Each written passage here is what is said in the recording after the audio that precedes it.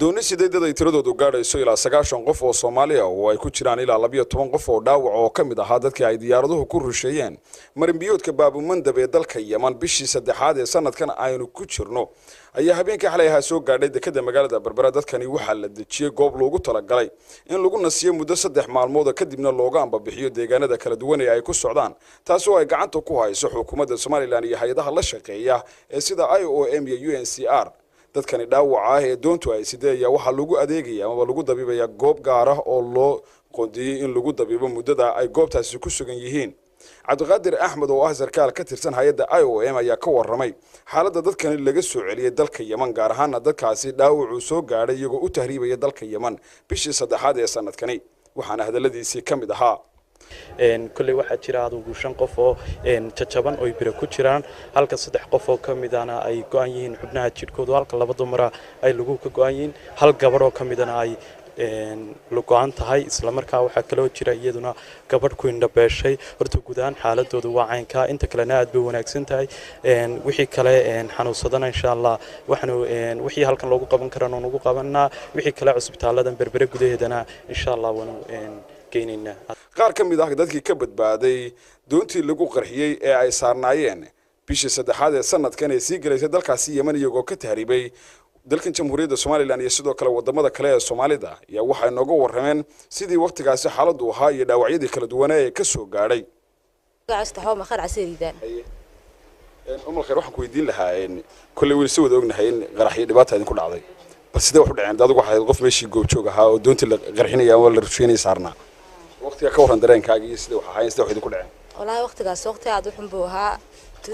bishii saddexaad ayaa anagu badda dhexdeeda marayna ayaa dee qaraxan lagu dhuftay dee dadkii dadna waa wada madhay anaguna dadna waa ku dhaawacmay anaguna waan ku dhabeelay dee markaa waqti aad u xun baa indhaha wala waxay gadhacay aniga bahalkii shidaalkii doonta ayay igu soo duulaha iyo rasaasiyo waxbay iga dhacay qaraxyadii saasaan u dhabeelay ilaa imsidii way markii la idin rusheeyay ama ilaa 8 fiidnimo ahayd 8 fiidnimo ahayd ilaa 12 meelaha way naga joojiyay rasaasta يعني قصدت. حاجة وقت مركو هري. وحنا من برعو. وحنا بقول شيء عفرت نقف. وبرعتي. ما برعة نقبضنا لكن برعة لحدا بانها نقف. لا ربع. لا ربع اللي وقفنا. إلى مسوق في السعودية بقول أنت دونت. أقول أنت كويس تقف أقول أنت. كويس تقف أنا وسعنا أقول أنت. وربع عوض أنت. أدوق أبارس دي في نما مركي هاد. قري وين بانو صدع. وحوين بaa soo dhacay kadib markuu soo dhacay diyaar doonti waa lagu soo beegay ninkiina markaa naaqudihii doonti waday ayaa doonti xaggan uga soo sikiyay meesha ay doontu ka soo booday ay ku dhacday doontina sidii nagula dhici gaadhay ilaahay uu na badbaadiyay waxba nalama dhicin biyiba soo darsatay adigu waa iska soconay ninkii wuu sii cararay hadduu cararay afarta koonaba rasaas baa nalagaga bilaabayba dadkii wax yaaco doontii dhexdeedii ku yaaca wax beer ka dhiga wax qayliya wax baroorta isku noqdeen dadkii sidii bay dadkii ku madheen calaa kulli xaal dee maxaan qaban karnaa halkii bay wallahi anigu nin khodaha agtiisaan joogay xabadda markay bilowmatay waan jiifsaday haddaan jiifsaday cabaar markaan jiifay dadkii oo dhan waa yaaceen waxaan arkay aniga iyo dhowr qof oo farfadhina jiifna meeshii iyo dad qaylinayo alla way ku dhacday allah ay barooranaya anigu waxaan isinteena kugu dhicin carar haddaan cararay khan baan ku dhacay khanka haddaan ku dhacay xabadii ordisaa bay ku dhacday markuu horeysa waxay kaga dhacday lowga hadday kaga dhacday lowga waan kici kari waayay dib baan u dhacayba haddaan dhacay qolaal qof oo meedo Soomaaliya baan ku dul dhacayba markii dambana ciribtay kaga dhacday hadday ciribtay kaga dhacday agii korba igu qaadmeen doontina biyo baa soo galay meel iyo hoosaan ku dhacay kadibna wiil meedaaba igu soo dul dhacay haduu soo dul dhacay agiina waan soo laabi kari waayay wiilkina waan iska qaadi kari waayay kadib ana isla cagaha soo laabo wax weyn oo ololay ordayadaan igu soortay lugihii anigoo lugti taagaya ay lugtiga ka dhacay bas lugti sidii baba lugteedu ku soo dhacdayba kadibna barti baan iska jiifsay waxaan sideelaa iska bari waxa weyn nimcay dadkii way madheen qof hadaad qaylisid qof wax ka qaadaya ma jirto qof walba isaga baroornayo qof aan dhaawac ahayn kuma jiro macalaana akhudina la socday labada cagood ba kaga goosatay markiiba labada lugood bay goosatay kadibna sidii buu ninkii meedkaan aniga igu dul jiifayba bas sidii waxay xabadu socotay ninkii meedkaan igu dul jiifay anna boqolaal meedaan ku dul jiifay dhibaato badan baan soo martay kadib doontii ay daldaloshantay ninkii meedka ahaa isagoo isaaran ay xabadii istaagtay xabadda istaagtay waxaan arkay laba diyaaradood oo helicopter ah intaanoo kale noo soo jirsadeen kadib niman habeenimo saan bay ahaayeen nimanku kadib saan hadday ahaayeen indhahan saa isugu qabanay aniga iyo nimankii toos baan isku aragnay diyaaradda watay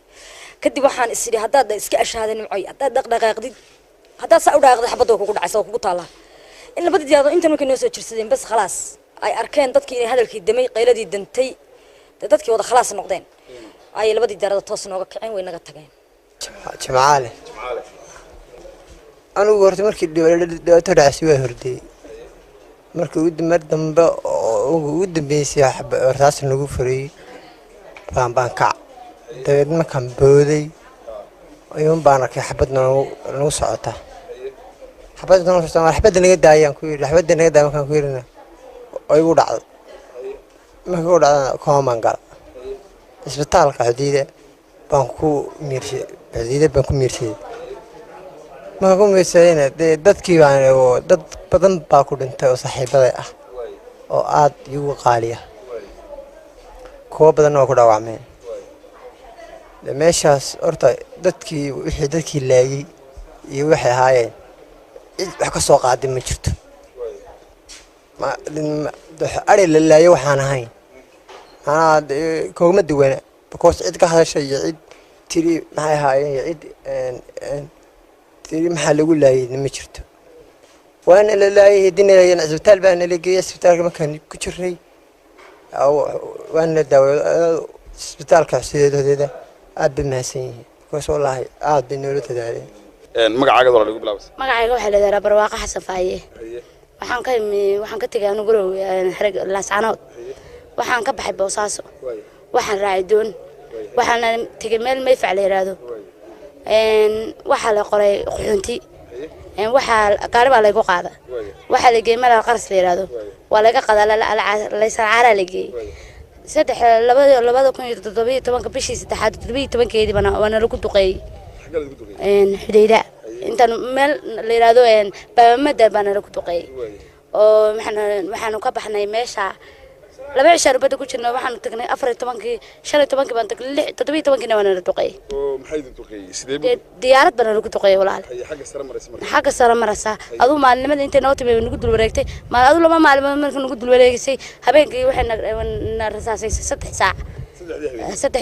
sagaalka habeenimo ilaa 12 habeenimo wadada intee leeg baahadan waqtiga waanu farabadnay waxaan ahay 150 haye adiga marka dhaawac waa soo gaaray aniga labada lugood ba dhaawac iga soo gaaray naaskana xabad baa iga dhacday hadda alxamdulillah rabbil caalamiin iska fiicana maxabadii diyaaradda ridaysay waa xabadii diyaaraddu ridaysay kurka go'ay madaxa go'ay wallaahi maalinta maalin mucjisaab ay maalin aan xusli way noqonaysaa intaan adduunka joogno kurka go'ay madaxa go'ay qofka ku dhacdaba ma soo noqonaynba waxaad maqlaysaa alla waan dhintay alla way igu dhacday bas doontu sidee noqotay marka doontu walaaleen way liicliicday oo biyaha noo soo galay biyihii baan ku dhurno qarna biyihii bay dhureen qarna meydkii bay waxay ku hagaajiyeen qararka oo ninkan naaqudiya nala socdana lagu hay baash kaga dhacdo ilaa intee baa dhintay marka maxaa dhintay ilaa adigu ilaa hadda 45 qof meelaha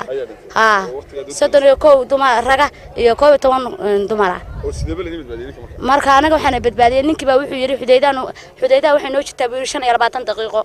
dadka xudaydeen geeyna xudaydaan ugu daaway karaa inta iyadii kalena dhiig bax bay u dhimata dawa ka walaal عيناشي محمد عيديدو isaguna ka socday wasaaradda dibadejinta ee Soomaaliland ayaa sheegay in dadkaasi ay geenayaan